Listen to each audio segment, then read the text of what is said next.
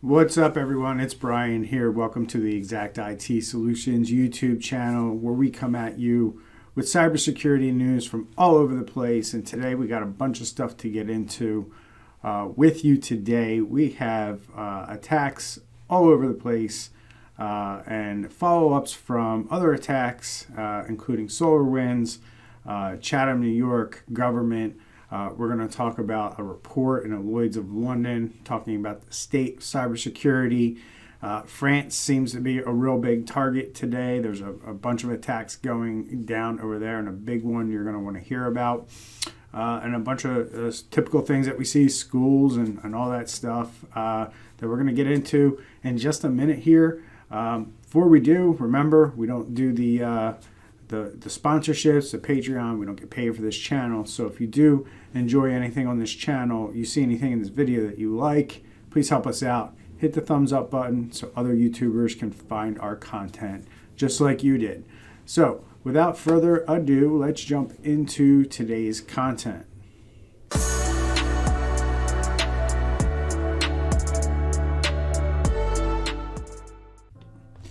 All right, the first thing I'm going to cover today is the Lloyd's of London report that came out today, February 16th. And this is they partnered with a cyber analytics specialist called CyberCube and a reinsurance broker, Guy Carpenter. And it's a new report that examines the increasing risks posed by IoT devices to industrial and manufacturing businesses. And basically it goes on to say that these devices are cameras and TVs and different things that you typically buy in like a consumer electronics store like Best Buy, and then you bring it into your office and plug it in, or you could even hire somebody to just buy something for you and come in and plug it in. And these are known as basically IoT devices. They are easy to deploy, easy to use. You just kind of plug them in and they just work.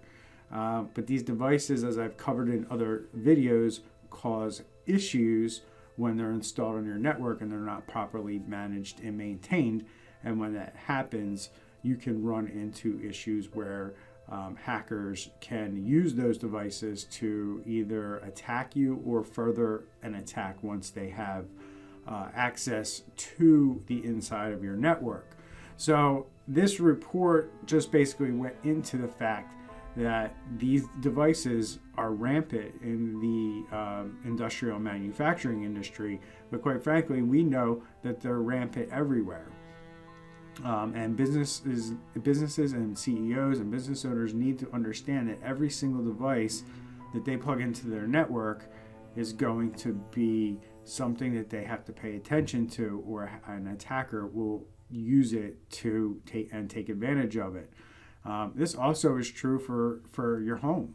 When you plug these things in at your home can have these devices, and they can become weak points where attackers can then use those devices to then attack you or get into another network. Like if you use a VPN and you work from home, these are ways that hackers can sit on a network and then gain further access to your own network, and exploit you even more, or get access to your work network. So it's important that we pay attention to these IoT devices and don't just treat them as like these things that we can just plug in and use and never ever have to worry about. They're becoming an increasingly more popular tool for the criminal hackers to use, knowing that people are paying attention to their Windows computers, their Mac computers, their Chromebooks, what have you, and they're securing those a little bit better than these IoT devices. So I just wanted to point that out. I thought this was a good review and a good study done by these groups, and it shines a spotlight in that industry on these things and the things that they need to pay attention to. Think about all these things that we're connecting: thermostats, cameras, like I mentioned, anything that, pumps, sensors that connect to these to different systems and pumps that are connected to the internet. These are all devices that we're talking about here in that specific industry. So it's good to pay attention to that stuff there. Then Chatham, New York. I covered this before, North Carolina. I covered this before, and they were hit back in October with a ransomware attack. They did not pay, but they still paid a hefty price because a lot of the residents of that town started having their information shared on the dark web, as we also share on this channel often and warn people that it doesn't matter at this stage of the game whether you have backups, whether you think you're not going to pay the ransom. If you end up getting ransomware, the way things are right now in February of 2021, you're going to have to pay the ransom because they are stealing the data before they deploy the ransomware, and once that data is in their possession, they can then use it to extort you even further, and they're very successful at doing it. And the extortion, what we're seeing is they don't go away. They continue to extort you for months and months and months. And just think about that. Just think about they will call you, they will text you, they will email you, they will harass the heck out of you until you pay them what they want, because they were able to hack in and steal your data. And it's very important that you all understand this, that there's no way out of this, even if you have a good cybersecurity backup system. Backups used to be, several years ago, thought to be the way that you get out of ransomware, and that's no longer the case. You have to have a full implemented cybersecurity framework and system in your environment in order to stop this stuff from getting to the point where they can steal your data out of your network. And we're talking about massive amounts of data here, folks. We're not talking about 2 or 3 files. If somebody's uplifting or moving or offloading that much data off your network, your systems should really be able to detect that and alert somebody that this is going on. So just wanted to point that out, show that, another example here of months down the road that what they thought was fine was not fine, as I constantly try to educate everyone on this channel that it doesn't matter once you get hit with ransomware. You might as well start the negotiation process, because the double extortion is going to take place. And if you think you're not going to pay these guys once they deploy this, you're sorely mistaken, because they are stealing the data. Cybersecurity war not being won. As I cover all the time on this channel, this article came out and affirms that. This goes right off the bat. Despite the best efforts by technology experts, the cybersecurity war continues to rage, and digital miscreants still have the upper hand in their assault on corporate, government, and individual targets. And this basically goes into a report by WePro that outlines everything that I talk about on this channel all the time, which is we're losing the war. Not enough is being done in corporate America and in government and in the municipalities to protect against these kind of threats, and it's a real threat. We just saw Baltimore County in Maryland, their Board of Education just approved a $2 million cybersecurity budget, which they weren't even spending close to that prior to their ransomware attack. I hope that you view these channels and this information that I'm giving you as a warning and as advice that if you're not spending a decent amount of money on this kind of stuff to protect your data, you're going to become a victim, because these guys are looking for targets. Today, right now, they have a lot of targets to choose from, but every day, more companies are getting smarter to this stuff. More companies are getting hit, and then they're doing more on the backside to protect this. So every day there's less and less targets out there for these guys to hit. And if your business has been running for 10, 15 years and you haven't been paying attention to cybersecurity and you don't pay for it and you don't care, you're playing Russian roulette with your business and when something is going to happen. These guys will find you. It's not difficult to find you. They're not particular about the size of your company or who you are. They just look for a network. They look for a way in. And once they're in, they figure out the best way to make money off of you, whether that's ransomware, whether that's just sitting on your network and looking at data, stealing credit card information, stealing company information. It doesn't matter what it is. Once they're in there, then they figure out, how can I make money off of once I'm inside this network, and then they figure it out. Typically, it's with ransomware, but as we saw with SolarWinds, some bad actors just like to sit on the network and look at and peruse and spy on people's emails and data and the stuff that they're doing on a daily basis.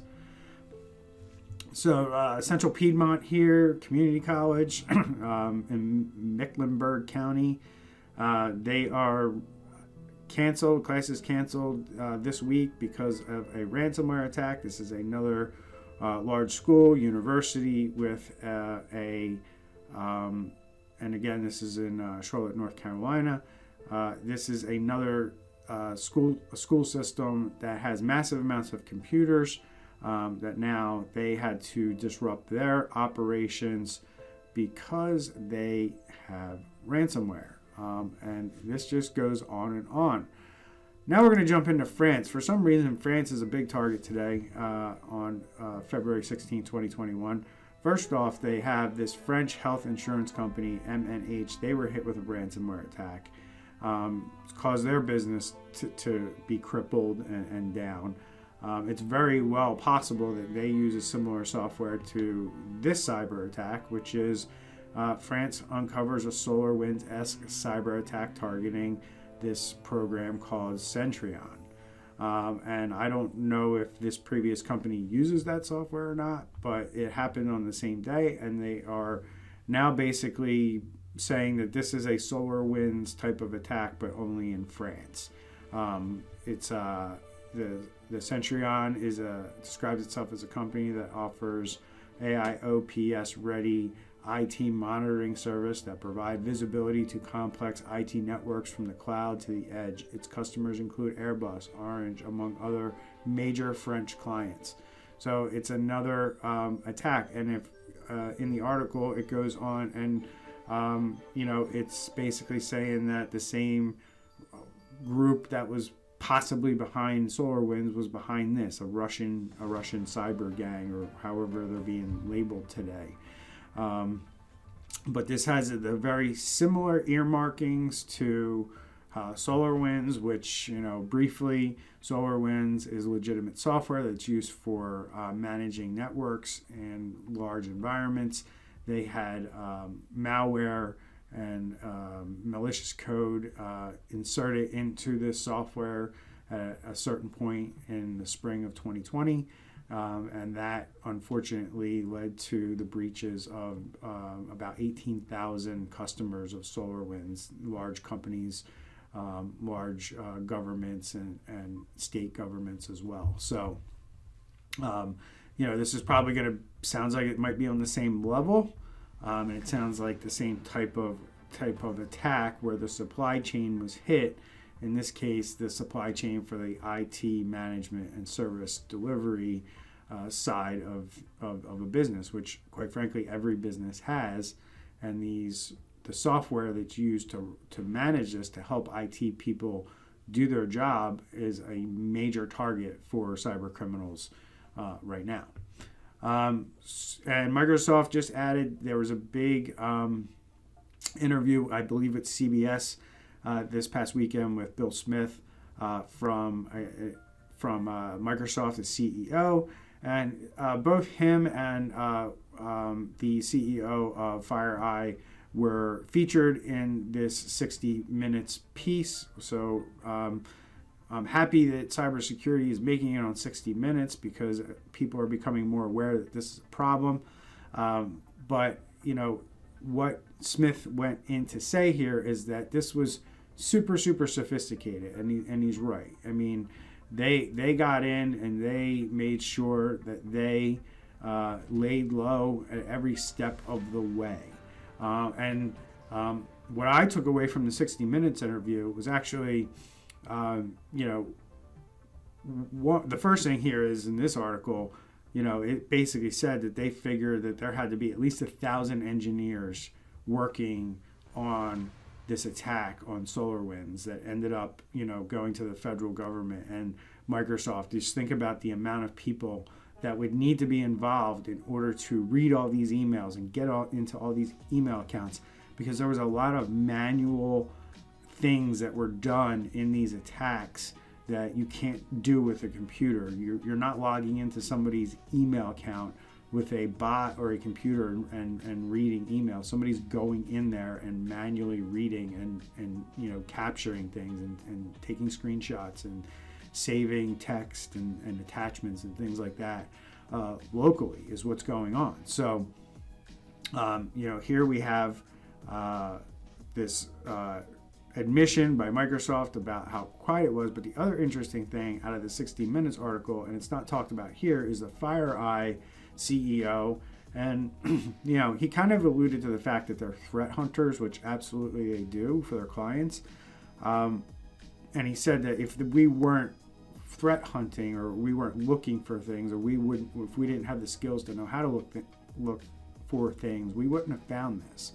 And the interesting thing is that he goes on to say is that somebody registered another device in their multi-factor authentication system, and their security people called the employee and said, "Hey, did you register this second device?" And the employee was like, "No, I didn't." So that's something that every business should be able to get an alert on when a device is added to your 2FA system. When some employee just decides to go in and say, "Hey, I want to add this device to my system and create a multi-factor code," if you have deep enough access to somebody's email account and to other accounts that they log into, including their 2FA portal, you could easily do this and add your own device to your 2FA, effectively rendering your 2FA useless if somebody else can use their phone and log in. And that's what happened here. But the important takeaway, and my point is that if your business doesn't use 2FA to log into things like your Windows computer, you absolutely should. And on top of that, it's very easy to set up alerts, to have an alert sent to somebody, your chief information security officer being one of them. Have that alert sent to somebody who can then go, "Oh, why did Sally Smith just add a phone to her two-factor authentication portal? Let me go check and make sure that she actually did that." Or go look into the information about the device and see what it is, and make sure it's a legitimate device that you buy. You might be able to just figure it out from there that, hey, we don't use those devices here. There's no way that was her. And then you cut it off, and then you realize you have a breach. This is what Fireye did. I don't think they did anything sophisticated to figure this out. I think that they just had certain things in place, certain tripwires set up, and they set off one of the tripwires that then made Fireye then start trying to figure out how this person did this and what they had access to. And that led them to find what they found within SolarWinds. So moving right along, North Korea, they're at it just right up there with Russia with major hacks. They were going after Pfizer for COVID-19 vaccine data. God knows what they wanted to do with that. But not only do we have to worry about criminal hackers, state-sponsored hackers, you have to worry about, North Korea doing things like this to go along with, probably our top 3 state-sponsored hacking groups, which are Russia, North Korea, and China. So moving right along, you need to not only worry about your IoT devices, folks, but you also have to worry about your connected cars. Connected cars are now becoming a favorite target for hackers to see if they can get into them, to try to attack them, to maybe take control of them. Not a lot of good things here. When the computer has evolved to the computer inside the car has evolved to what it is today, and they're totally connected. And cars like Tesla that really rely on the internet just to operate, you're going to start seeing attacks on these vehicles, and you need to be aware of it. There needs to be security around these devices, these cars, and what they're putting in them. 5G is supposed to help with that, but I also believe that there's a little bit of pie in the sky type hype around 5G and what it can do from a security standpoint at this stage. So, just like your IoT devices, be wary, understand that your cars, may have vulnerabilities in them that somebody may be able to exploit, and it may, end up causing an issue for you one day. So, just making you aware. And then Omnicom Media Group, they fall prey to a cyber attack. And why I just wanted to highlight this one is because I thought we gave up on this, but Omnicom Media Group, they just they're an ad agency, a media agency, and they didn't take a course in cyber attack disaster recovery 101 because they came right out and said that none of our data was stolen or compromised in any way. And I hate to break it to anybody who might be watching that works at this company. In a month or so, you're going to come back and you're going to say that actually, you know what, data was exfiltrated from our network. We initially didn't think it was, but it has been. This has proven to be true for the last about 9-10 months now in every single ransomware attack that I've covered since then. Since the spring of 2020, every single ransomware software is programmed to remove data from the network before it encrypts it. It's 100% that it happens every time, and every time that a company or an organization comes out and says that their data wasn't stolen, I'm sure to point that out, and I'm sure to point out that in a few months or on a late Friday afternoon, there's going to be a press release from said company saying, oops, you know what, sorry, we actually had data of our customers or our employees or what have you stolen before they encrypted it. So I just wanted to leave everybody with all of that. This is literally the attacks in like the last 2 or 3 days. Today's February 16th, 2021. I hope you found anything in this video interesting, educational. You learned something from it, how to better protect yourself. Hey, we want to hear from you. Drop in the comments below. Are you familiar with any of the things I talked about today? Do you have questions about it? Do you have questions about your own security? Any comments you want to make about anything that I covered today? It's all open for you guys. Just drop them in the comments below. We'd love to interact, engage with you guys, and make sure that we try to reply to like almost every comment that we put out there. So if you put in a comment, we are more than likely going to answer you. So I thank you for watching the video. Hit that thumbs up button on the video if you're so inclined. Please subscribe to our channel and hit that alert gong. You will get alerts from Google when we upload new videos, and look for more videos from us coming out in the coming weeks about cyber attacks and about some other things, interviews and other things from industry experts that we have planned. So have a great day, everyone. We'll see you soon on the other side. Take care.